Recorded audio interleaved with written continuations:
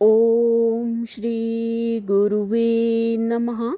सर्वश्रुतिशिरोरत्न विराजिते पादाम्बुजं वेदान्ताम्बुजमार्तण्डं तस्मै श्री गुरुवे नमः। ओम स्वस्ति न इंद्रो वृद्धश्रवाः स्वस्ति नः पूषा विश्ववेदाः स्वस्ति नस्तारक्षो अरिष्टनेमिः स्वस्ति नः बृहस्पतिर्दधातु। ओम शांतिः शांतिः शांतिः। ओम प्रणाम। भगवान स्वामी अखंडानंद सरस्वती जी महाराज जी द्वारा विरचित साधना और ब्रह्म अनुभूति से हमारा टॉपिक चल रहा है भगवान क्रिया, भावना और बोध को आगे कंटिन्यू करते हुए। तो यहाँ पे बात आई थी कि भाई तत्वज्ञानी के अंतःकरण में स्वभाव से ही रहने वाले जिन गुणों का उल्लेख मिलता है उनकी क्या संगति है। तो स्वामी जी ने बताया कि भाई जैसे जीवन मुक्त का लक्षण बताया है, तो मंत्र है राग द्वेष भय आदि नाम रूपम चरत नापि यो अंत वयोम इत्यच्छो जीवन मुक्तः स उच्यते।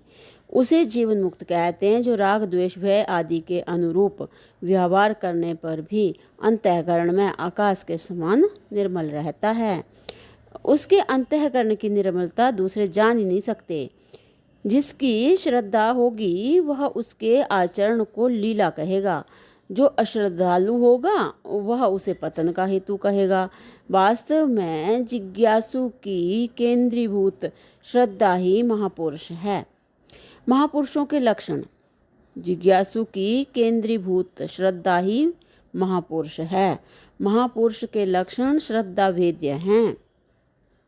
महापुरुष के लक्षण श्रद्धा भेद्य हैं और उनका वर्णन भी उनके लिए नहीं है, साधकों के लिए ही है, जिससे कि वे प्रयत्न करके वैसे गुण संपादन करें। वास्तव में जीवन मुक्त महापुरुष सच्चिदानंद घन परमात्मा से एक होता है, इसलिए उसके संबंध में कुछ कहना बनता ही नहीं।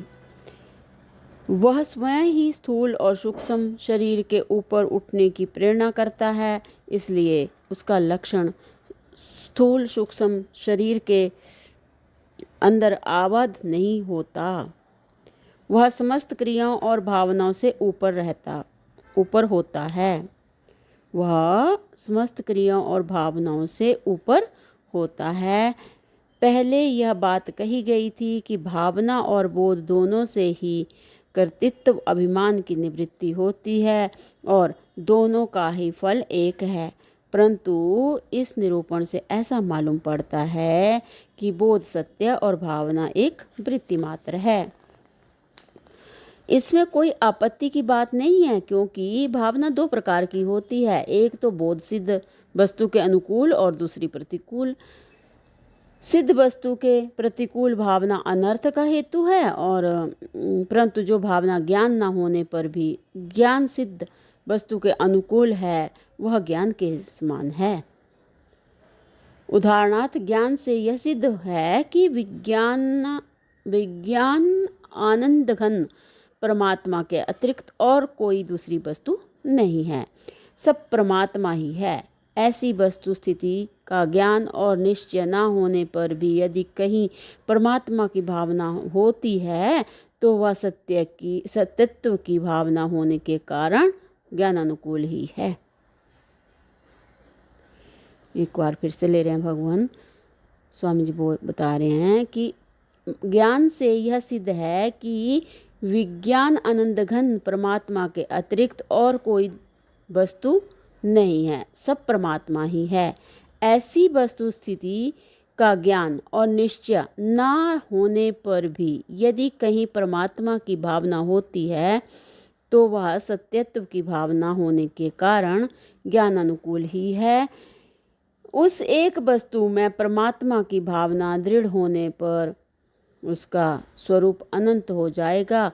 भावना प्रारंभ में अभ्यासजन्य वृत्ति होने पर ही अंत में बोध की योग्यता उत्पन्न कर देती है। परंतु सिद्ध वस्तु परमात्मा में यदि कुछ अन्य वस्तु होने की भावना की जाए तो यह प्रतिकूल भावना है और द्वैत, जड़ता एवं दुख की जननी है। भावना वृत्ति होने पर भी ज्ञान की दृष्टि में तो ज्ञान स्वरूप ही है। भावना वृत्ति होने पर भी ज्ञानी की दृष्टि में तो ज्ञान स्वरूप ही है, इसलिए वह बोध से पृथक नहीं है। तो अगली जिज्ञासा है भगवान की भावना और बोध में क्या अंतर है। तो यहाँ पे स्वामी जी बता रहे हैं कि भावना की मूल प्रेरणा है श्रद्धा। भावना की मूल प्रेरणा है श्रद्धा। पुनः पुनः आवृत्ति ही उसका स्वरूप है। अपने अभीष्ट साध्य वस्तु की उपलब्धि अर्थात साध्याकार वृत्ति उसका फल है। बोध की मूल प्रेरणा है प्रमाण वृत्ति की प्रधानता से अनुसंधान, शोध अथवा खोज, ये बोध की मूल प्रेरणा है। भावना की मूल प्रेरणा है श्रद्धा और बोध की मूल प्रेरणा है प्रमाण वृत्ति की प्रधानता से अनुसंधान, शोध अथवा खोज। श्रद्धा और मान्यता इनमें गौण होती है।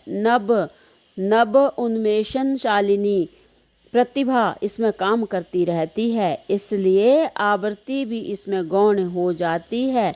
बोध आविष्ट वस्तु नहीं, सिद्ध वस्तु पर पड़े हुए अविद्या आवरण का भंग कर देता है। बोध आविष्ट वस्तु नहीं, सिद्ध वस्तु पर पड़े हुए अविद्या आवरण का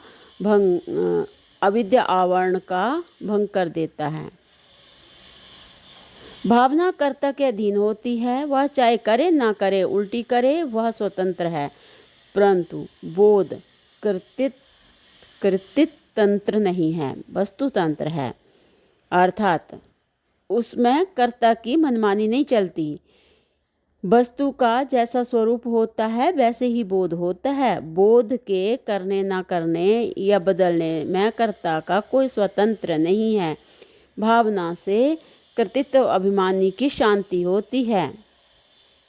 भावना से कृतित्व अभिमान की शांति होती है और बोध से कृतित्व, भोक्तृत्व आदि के भ्रम की अत्यंतिक निवृत्ति होती है।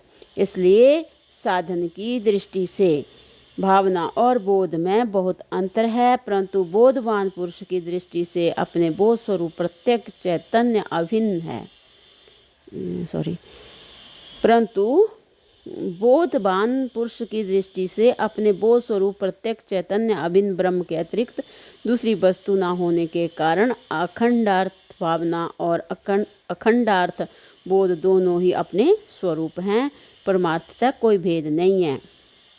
बोधवान पुरुष की दृष्टि से अपने बोध स्वरूप प्रत्यक्ष चैतन्य अभिन्न ब्रह्म के अतिरिक्त दूसरी वस्तु न होने के कारण अखंडार्थ भावना और अखंडार्थ बोध दोनों ही अपने स्वरूप हैं। परमार्थतः कोई भेद नहीं है। तो भगवान यहाँ पे हमारा जो ये प्रवचन है क्रिया, भावना और बोध, जो बहुत ही सुंदर सुंदर जिज्ञासाएं थी, यहाँ पे विराम लेती हैं। अब अगला जो हमारा टॉपिक चलेगा भगवान अध्यात्मवाद की कसौटी पर नारी धर्म। अध्यात्मवाद की कसौटी पर नारी धर्म, तो इसको हम अगले सत्संग से कंटिन्यू करते हैं। प्रणाम भगवान। ओम शांति शांति शांति। ओम।